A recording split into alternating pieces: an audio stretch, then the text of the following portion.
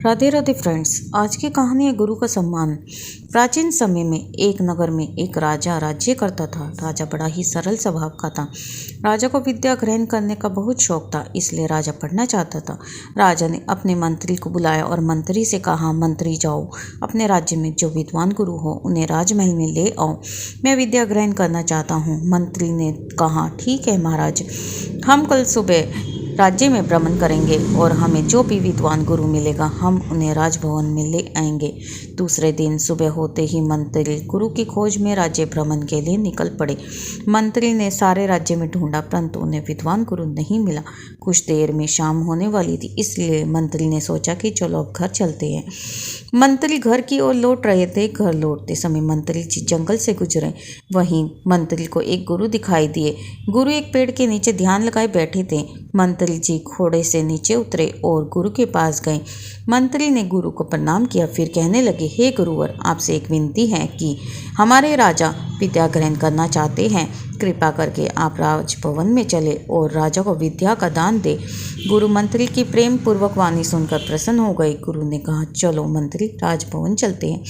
मंत्री और गुरु राजभवन पहुंच गए। राजा ने गुरु का स्वागत किया। गुरु ने दूसरे दिन से राजा को विद्या सिखाना शुरू कर दिया। विद्या ग्रहण करते हुए राजा को 1 वर्ष होने जा रहा था, परंतु राजा को विद्या समझ में नहीं आ रही थी।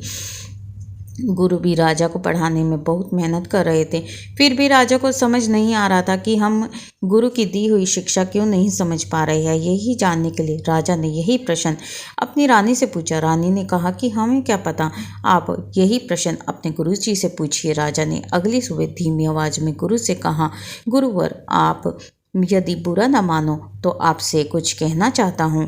ओम नमः शिवाय। गुरु ने कहा, हाँ राजन, बोलो, क्या कहना चाहते हो। राजन ने कहा, गुरुवर, हमें विद्या ग्रहण करते हुए 1 वर्ष होने की जगह को जा रहा है, लेकिन आपकी दी हुई विद्या हमारी समझ में नहीं आ रही है। ओम नमः शिवाय। गुरु ने कहा, राजन, बहुत छोटी सी बात है, परंतु आप अपने बड़े होने के अहंकार में इसे समझ नहीं पा रहे हैं, इसी कारण आप दुखी और परेशान हैं।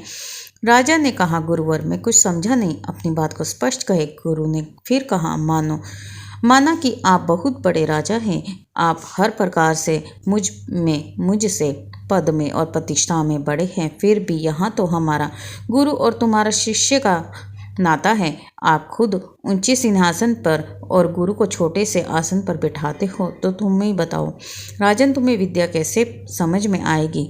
राजा गुरु की बात को समझ गया। राजा ने फिर गुरु को सिंहासन पर बिठाया और खुद छोटे आसन पर बैठा। अब गुरु ने जो भी विद्या बताई, सिखाई, वे सारी विद्या राजा को समझ में आ रही थी, क्योंकि राजा को स्वयं के राजा के बल राज्य का अभिमान ही ज्ञान ग्रहण में बाधक था। चूंकि गुरु को ऊंचे आसन देकर ज्ञान देने वाले को ऊंच और शिष्य बनकर स्वयं को छोटा आसन ग्रहण कर ज्ञान प्राप्त करना ही स्वयं के राजा होने के अभिमान को मार देता है। ओम नमः शिवाय। शिक्षा। दोस्तों, हमें इस कहानी से शिक्षा मिलती है कि हमें अपने गुरु का आदर और सम्मान करना चाहिए। गुरु को हृदय में स्थान देना चाहिए, तभी गुरु की दी हुई विद्या हमारी समझ में आती है। ओम नमः शिवाय। जिसको ये कहानी अच्छी लगे, जो अपने गुरु को प्यार करता हो, उनको आदर करता हो, तो वीडियो को लाइक कीजिए और चैनल को सब्सक्राइब कीजिए, शेयर भी कीजिए अपने फ्रेंड्स और रिलेटिव्स को। ओम नमः शिवाय।